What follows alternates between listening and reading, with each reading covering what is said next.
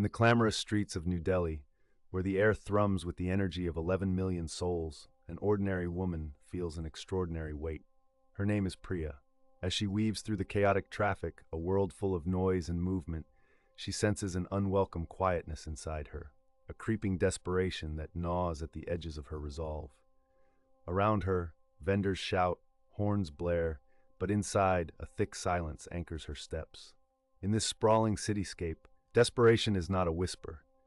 It shouts from the rooftops, echoing in the packed buses and threading through the crush of humanity each morning.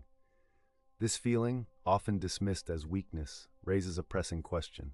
Is desperation truly defeat, or is there something more profound beneath its surface? As we venture deeper, the evidence of desperation is everywhere, expressed in different ways, yet universally recognized. Priya, like many, yearns for change but finds herself bound by the invisible chains of unmet aspirations and societal pressures. Her struggle is not singular but resonates with countless others who, in groups or alone, find themselves in a relentless quest for something just out of reach. Desperation, often seen as a personal failing, might merely mask a deeper, more communal struggle. It can transform the dynamics within large groups, leading to a collective sense of urgency that either catalyzes great change or results in collective paralysis. But is this desperation truly a display of weakness, or could it denote something more resilient within the human spirit? Many psychologists have examined this condition, identifying patterns among those caught in its grasp. Individuals like Priya may feel desperation as a physical weight, as if battling a force greater than themselves. This manifests as everything from a desperate reach for joy in material possessions to the yearning for validation through social status. Consider how desperation has infiltrated communities across the globe. This shared experience can indeed create a reciprocal energy among those seeking escape from their respective battles.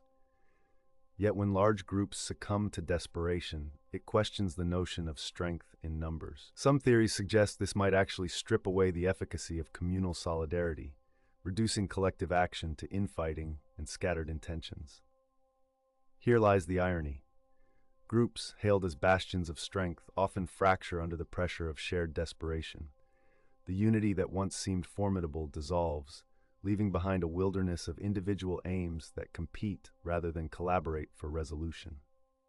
Are numbers then just an illusion, masking our vulnerabilities? Priya wrestles with these very questions in the confines of her mind while commuting home. Her desperation subtly shapes her reality, even when she clings to the hope that her struggles mirror a universal quest for meaning and purpose. Herein lies the contradiction. Where desperation seeks to eclipse faith, perhaps it inadvertently lays bare a path to reclamation if seen through the right lens. As we investigate further, the narrative takes an unexpected turn. Desperation, often allied to defeat, might instead illuminate a latent resilience, a drive towards authenticity, and a wrestle with one's true desires. For Priya, the moment of clarity arrives when she realizes that desperation signals a need for transformation, not an end, but a beginning.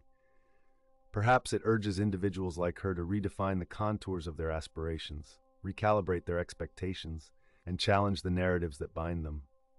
What if desperation is not a force working against us, but a guide pointing towards the vital need for change? This shift in perspective can be subtle yet seismic. In reframing desperation, we discover a poignant truth. It reflects a deep-seated longing for movement and growth, not stagnation. This realization reveals an unexpected strength, an unyielding spirit that persists despite apparent defeat. In Priya's urban labyrinth, where the line between survival and prosperity is razor-thin, this reawakening provides a new perspective, a chance to rebuild faith in not only her own journey, but in the communal experiences she shares with others. The transformation from feeling helpless to feeling empowered is nothing short of revolutionary. Now, as despair lifts its shadow, a collective resilience emerges, challenging past assumptions and refusing to accept desperation as terminal.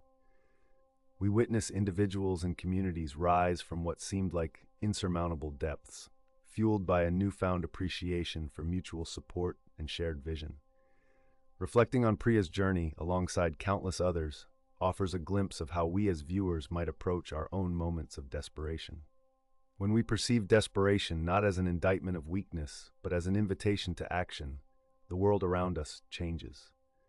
We emerge stronger, not through isolation, but through interconnectedness, by bridging gaps previously defined by fear and doubt. Turn towards the silent call that desperation cries. It might just be the lever needed to lift spirits, bond communities, and propel us towards change. As we stumble through personal plights, remember that desperation's darkest hour could indeed presage a dawn of new beginnings. And so as we part, let us consider, what if the urgency of despair is more than a simple cry of defeat, but a challenge to rise, to see beyond current struggles, and align with the resilience that defines our most authentic selves? In this narrative, the answer lies not in denying desperation, but in acknowledging it, transforming it, and ultimately using it as a fulcrum for profound change. This transformation begins with understanding the roots of our struggles, examining where they originate, and identifying the barriers that prevent us from progressing. Social and economic inequities, long-standing cultural stigmas, and psychological burdens each play a part in shaping these moments of desperation. Anthropologists and sociologists have long studied how communities react under strain, often noting that it is during these times support networks crystallize most strongly. Across various cultures, the response to communal desperation often emerges as powerful social movements. Take, for instance, the civil rights movement in the United States during the 1960s. Born from profound societal desperation and systemic injustice, it was collective resilience and determination that drove change, highlighting the power of solidarity, protest, and unified voices against oppression. Similarly, global movements for climate justice today echo this pattern, urging communities not only to acknowledge the precariousness of their situations, but to convert this acknowledgement into urgent and cohesive action. As history teaches us, acknowledgement without action is hollow. Sustainable transformation requires a multifaceted approach, harnessing education, policy reform, grassroots activism, and technological innovation. Education serves as the bedrock, enlightening individuals about their rights and opportunities.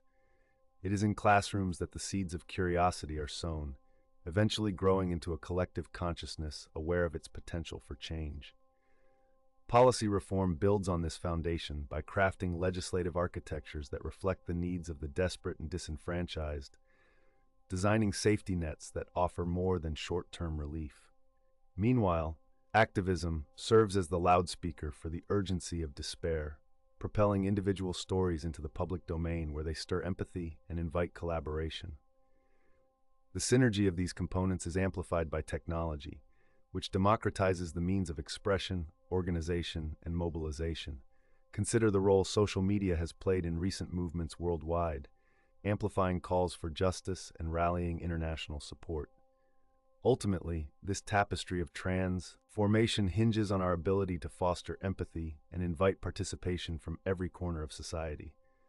By listening actively to those whose cries often go unheard, we not only validate their experiences, but also gather the collective courage to act. The narrative of desperation morphing into hope is not miraculous.